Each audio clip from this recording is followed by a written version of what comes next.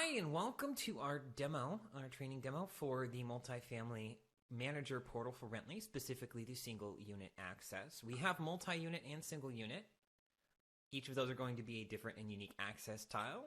Now, multi-unit refers to the number of units or amount of units each lockbox can facilitate showings for each prospect. So a single lockbox will have multiple units assigned to it, whereas with the single unit, each lockbox will have a single unit assigned to it. There are some key differences, and if you need help understanding which one is best for your property and community, then please reach out to us. We're more than happy to work through that with you. If you are ready to set up the single unit touring, this is the video for you. Now, the first thing you're going to receive when you set up your Rently account, if you have not already, is you're going to get invited in the system. If you click on this link here, it will pop open a window. Now, if you are already signed in, it will sign you in. If not, it will prompt you to go ahead and set up a username and password.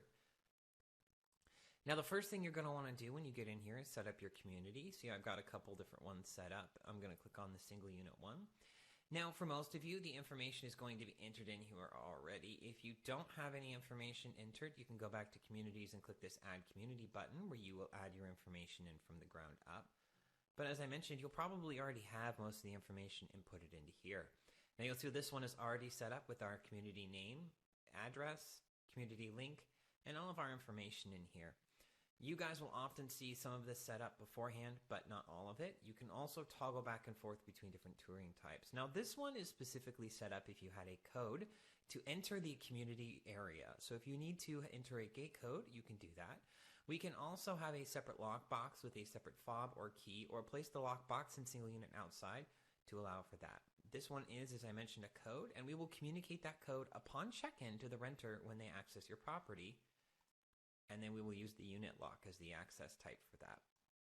This information is saved by clicking save. And now we're saved.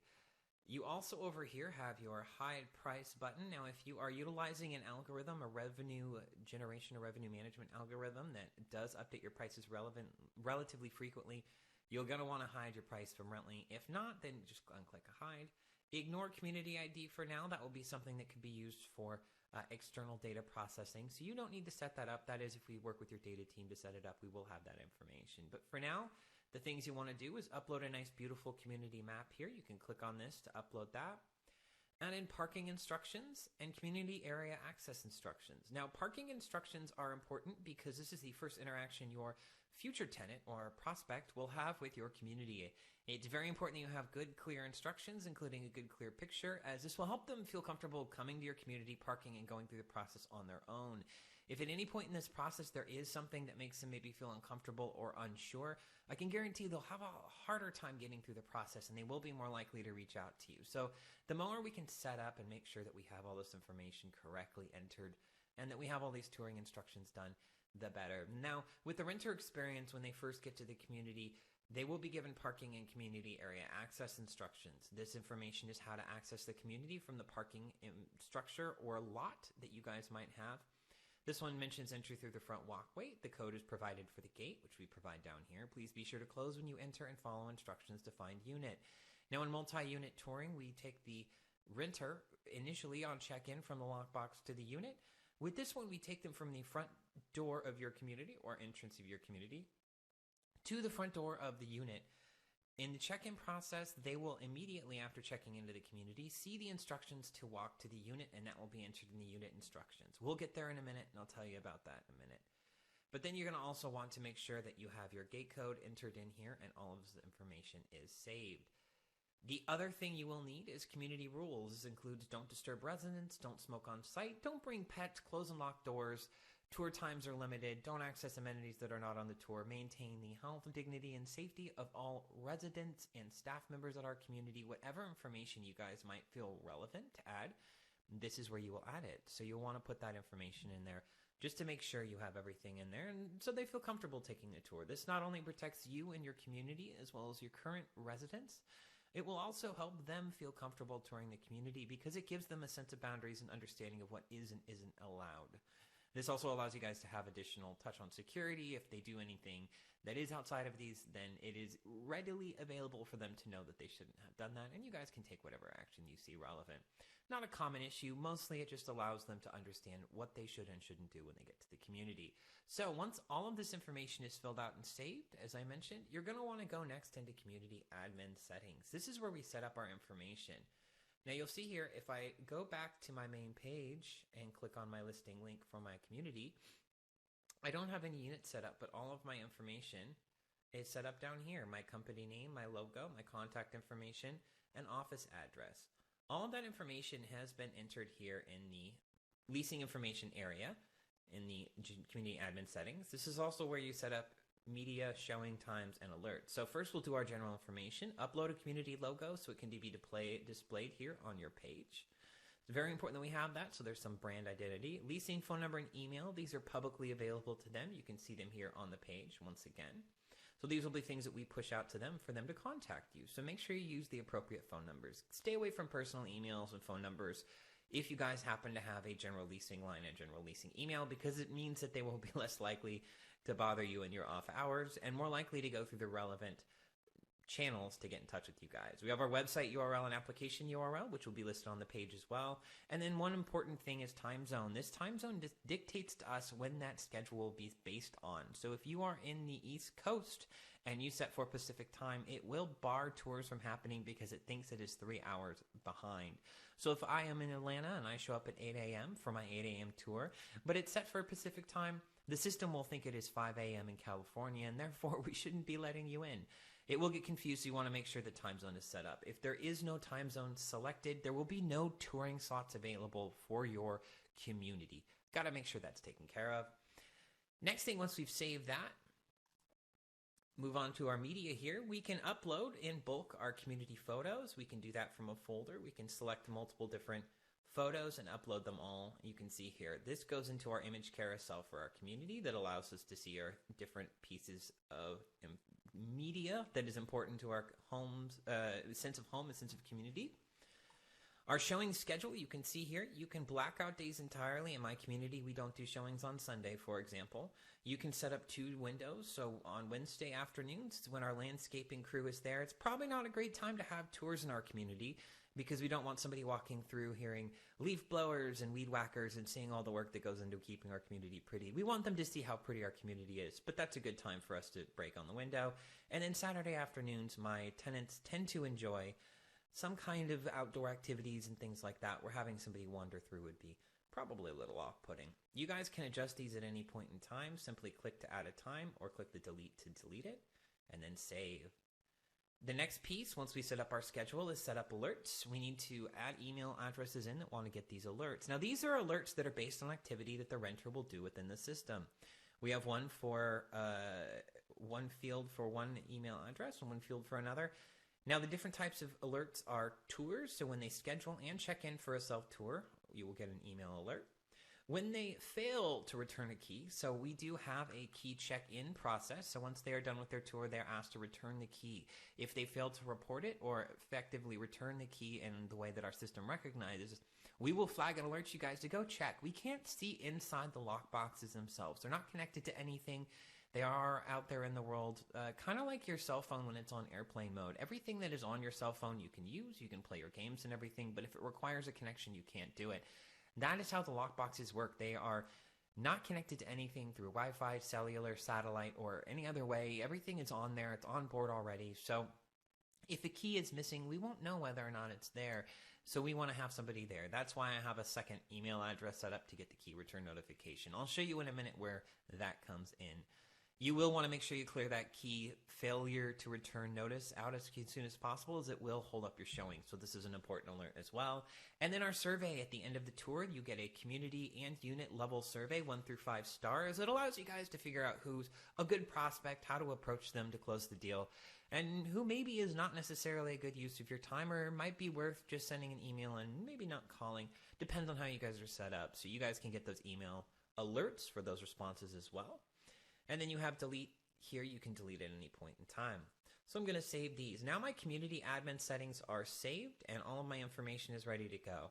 The next thing I will need to do is add in a building. Now you see here I have 2 buildings. The reason we add in buildings is from a structural hierarchy. We see it that you have a company, Aaron's Multifamily Incorporated. You have a community, Aaron's Single Unit Apartments. And then you have buildings, 1A, 1B, 1C, 2A, 2B, 2C. And within those buildings are units. If you only have one building, don't worry about it. Just enter one building. Just enter whatever helps make it show up. And then, as you see here, I have 1A. And then if you have additional buildings and additional addresses, you can see here we have 6300 and building 2 is 6302. So we can actually set up multiple address locations to help them get to the correct unit. This is especially important in single unit touring as it does allow for us to get them directly to the address if you have a larger complex or facility where somebody might need to walk through a little bit and find the proper spot. This also helps in single unit touring as oftentimes there will be a parking spot immediately near the unit that you would like to highlight as a feature of that unit. You get a parking spot right up near your front door, so you may actually want to put that information in there and get them to the right spot. This will help make sure that they end up at the right spot, they end up at the right building, and that they end up at the right unit. So it's important that you enter these into here. You can also edit these at any point in time. Once we have added our buildings and done all of our community settings, we're actually done on this page. We've done a great job. The only thing we need from this page at this point in time is this link here. This link, like I said, will take them to their tours available page. It'll actually be something that you guys want to put on your website in all of your email and text notifications or responses that you send out to your future prospects. And it will be something that you want to share readily with information about self-guided touring. This will be the #1 way people are going to access your community through self-touring. And if you don't get it out there, they're not going to be able to access Rently. We want to get them in there, so put it everywhere that you possibly can. Once you put that out there, the next thing we do is manage our devices. Now you see with multi-unit touring, I have a lockbox assigned to a specific community. You will receive your physical devices, and the serial number on top of those devices will match up with the serial number in the system. If you are in single unit touring, you will not actually assign a lockbox to your community. It will remain in the bank and available at all times. You'll actually assign it directly to the unit, which we'll show you in a minute. Now, if I click on my lockbox here, you're going to see two things, unlock and unshackle. If I click unlock, it's going to present me with an unlock code. And if I click on shackle, it's going to present me with an unshackle code. The unlock code will begin with enter, which is at the little lower part of the screen there on your lockbox. You're going to enter it once or twice, enter the 7 or 8 digit code that is specifically used for that day. It is a durational code, as we call them, and it is date specific, so it can only be used for that day, it can only be used for that lockbox, and it can only be used for that specific time. That allows you to get the key into the lockbox. The lockbox, you will enter the code, you will hear a few beeps, and then a whirring motor sound, and then it will allow you to pop open the front. The front will actually fold down kind of like an oven and allow you to stick up to 7 keys in there. Now, we don't recommend entering more than 2 or 3, typically, especially for single unit touring. For multi-unit touring, you can enter up to 5 keys and fobs. However, with single unit, you want to be careful either way to make sure you're not overloading the lockbox. What can happen is if there are too many keys in there, it can get jammed and make it hard for you guys to be able to actually get the box open. And once that happens, we have the unfortunate and annoying process of having the lockbox sent back to us, where we drill into it, smash it with the sledgehammer, and take our dear sweet time trying to get the keys out of these secure boxes. They're meant to be secure and hard to get into, but that can be a pain if they get stuck. Now, they are motorized lockboxes. The shackle and the unlock do work off of a motor, and they work off the same motor, so that motor can get stuck. If you do have a stuck motor, reach out to us. We're more than happy to help you out and make sure that you get what you need. You can actually click on the help button right here. It's your name, email address, and let us know what's going on with the lockbox. And your client success manager will reach out with troubleshooting directions and help you try to figure out if you can get that lockbox functioning again. There are errors that happen sometimes. Once you have the keys inside the lockbox, you are going to need to attach that lockbox to the unit door. To do that, what we're going to do is unshackle it. Now that shackle, it's the U-shackle on top. It does actually come all the way out. Something I like to tell people, it's not a padlock situation where part of it comes out and it's attached to the box. The whole darn thing comes off. So be careful when you enter in an unshackle code to unshackle the box. It will always start with a function. It is good for the remainder of the day, so it is something you can use all day. And you'll hit function, then a 6 to 8 digit code, and then enter, and that will cause a similar beeping and whirring. It'll be a little longer this time because the shackle motor does have to turn farther, and then you will feel that the shackle can come loose at that point in time. Now, one note is make sure you're holding onto the lockbox. The shackle does come all the way out, as I mentioned, and it can fall if you're not holding onto it tightly. It's something that, just want to make sure you're safe when you use it. Now you want to take it out there, put it on the lockbox onto the door. When you do that, if the lockbox is either locked open or the shackle doesn't want to go in, that is a tamper resistance technology that is in there. If it is left open and unlocked, or with the shackle out for a specific amount of time, it does actually lock back up into position. All you need to do in that situation is re-enter the code you just used. You'll hear the motor run, and then you'll be able to either close the lockbox or put the shackle back on. So just take note of the shackle code or unlock code when you are shackling and unshackling the box if you do need to let it sit for a minute. Once you've shackled it to the door and everything is secure, you're now ready to start assigning units for self-showing. Now take note of the lockbox. We're going to take note of this one, 1470460. That is going to be the lockbox we will use. There will be the number on top and on bottom. Now if I go into my multi-unit touring here, you're going to see that I have an unlisted apartment already in the system. I can actually edit much of that information right here on the right. When I click add unit, you'll see I can actually enter in all of this information here. Or if I go to edit view, which we're going to do for the sake of simplicity, it's the exact same information entered in just about the exact same way. However, this one already has the information entered. You can see here that I added street address, unit number, and information into this. This little green check mark means that we have checked it through our Google Maps API. We do try to confirm the addresses just to make sure we're sending people to the right spot. Sometimes there have been typos and things like that that make it easy for people to get lost, and we want to make sure that they're valid, going to a valid address and getting to the right place. You can also check here, and you can see on this map that we have a pin dropped right where our building is here based on the Google Map location. If it is incorrect and you need to move it, let's say you have a larger community, you can actually move it, and you can see down here the latitude and longitude does change. This will impact where we send them on Google Maps, so be careful with that. Once that's done, we're going to save that information and move on to marketing, where we enter our price, deposit, title, and description, bed, bath, and square footage, cats, dogs, and breed size for dogs. This is all information you guys can enter if you have, like I said, a revenue management algorithm that you guys utilize, some kind of product like that, where you hide the price. You can just enter $0, and we'll hide the price completely. You don't have to worry about doing that. If you do need to update the price at any point in time, you can actually come in here and do that. You can also see down here we add our amenities in. Our list here, you can actually type in if you want to. It will come up with suggestions for you. Some of these are unit and some of these are community. We'll figure those out. Most things like basketball, court, and gated entry will be community level. However, internet, cable, satellite, TV, in-unit washer, dryer, and things like that will be other amenities that you guys have in unit, and we'll distinguish between those two. Once you've done that, we'll go to our showing section, and you'll see because I didn't save the information I added, there's a little orange arrow. That means that if I exit out of this window, those changes will be unsaved. Now, you could ignore that for now because everything in this does save universally, but just be mindful. This is where we actually assign our lock device. Now, you can see this is set to on market. It is ready to be listed. However, there's no lock device, so I can't set up auto showing yet. So the first thing I'm going to do is find that lock, 1470460. Remember, we wrote that one down. And turn on auto showing. Next, we're going to set up our instructions. Now, as mentioned, single unit means that the lockbox will be on the door. So you are taking them from the point of common community access. So that's community access settings. And you're going to actually walk them through the process. This comes in before they check into the lockbox on the single unit touring. So this is the next step once they check into the community. As I mentioned, these are instructions you want to be very clear with. You're going to want to make it as helpful as possible. I always say, think about it like this. You've just got a new doctor. You need to go to a new medical facility. You know which unit and which office is your doctor's based on the number you're given, but you've never been to this facility before. You park and get out of your car, and then you have to go and look at a board, figure out what floor to go to. When you get to that floor, you have to look for arrows and signs and all other form of wayfinding that you may do. If your doctor simply said, enter the building, go to the elevator bay on the left-hand side of the entry, go to the third floor, exit the elevator, walk to the left, and we're the third door on the right.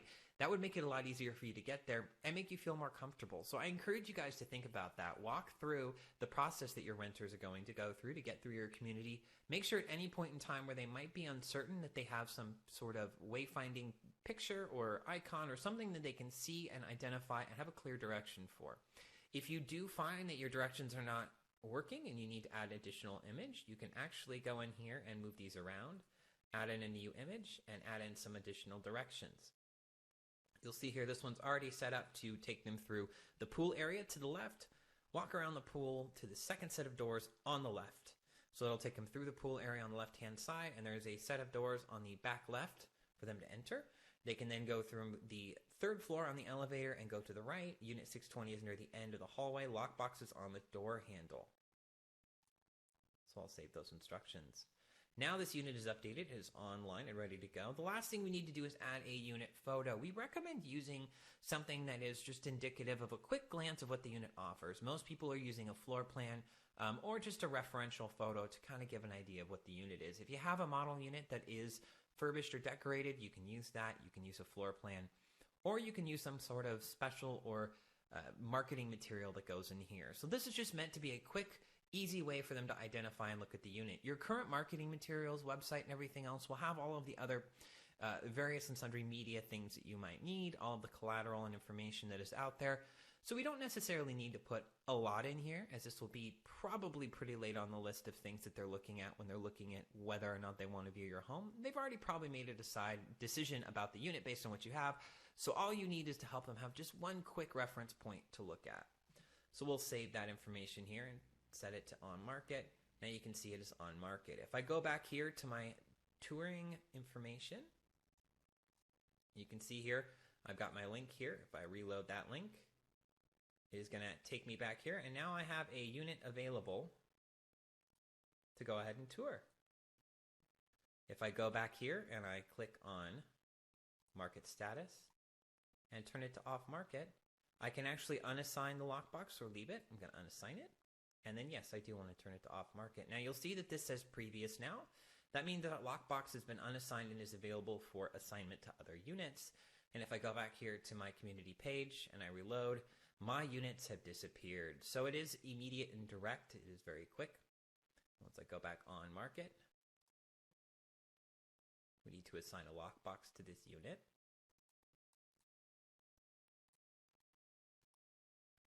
So it is going to block me from putting it on to showing unless I go into edit view, assign that lock device, and turn on self-showing. So there are a few extra steps there. If you want to put a unit back on market, do be aware of that. Now you can see that this lockbox is assigned again. This unit is back on market and everything's good to go for it. If you need to get in here and do anything, you can. Now I also will like to make a note that this unlock and unshackle, these are for internal use only. We don't recommend giving codes out directly to prospects, as it does bypass security and does a lot of potential harm in allowing them to navigate through the community without any direction or any help whatsoever. You basically are taping a key to the front door and welcoming them inside. Our check-in process and registration system does have multiple security layers to it, and we do make sure that everybody is verified and vetted before they enter your community. So do be mindful and careful. These are specifically meant for internal use. If you do need to get someone in the property, we have this link here, and you'll notice this link is the same as the one in the community page. And this is where we can actually view our available units. So you're going to want to go ahead and put that link in as many hands as possible to make sure as many people as possible can see it. If you do need to go ahead and manage your agent settings, you can go in here to our agent page. You can see all of your different agent details, update your email address and information, add in different agents. The other thing you will need to know is if you need to get back into your community to make a setting change, you want to click on communities and click on your community. Now you notice on this page I have multiple communities available. If you are limited to a single community, you will only see your community that you are assigned to, and you won't see the add community button. This is normal. This is intended to be the use case. However, if you do have multiple communities, if you're looking from a corporate or regional view and you can see all the communities underneath your corporation's account or your company's account, then you will be able to see multiple different units. Do be mindful to not edit the name of the unit, otherwise it will change this link here. So you've got everything set up. It looks like you're ready to go. Once again, if you do need help, you can click down here at the bottom and we'll go ahead and reach out to you as soon as possible. Anyhow, I wanted to thank you for joining us here today, making sure that we are understanding how to do the single unit touring system for Rently self-guided tours. I really appreciate you taking this time. I do encourage you to sit and go through our renter walkthrough video where it explains some of the different steps in the renter process. It does help contextualize and with the understanding of some of these different pieces. However, now you should be ready to go to set up your information. We really appreciate you taking the time. If you do need help, reach out. Don't hesitate. We are here to help. I appreciate you spending time with me today. Have a great day.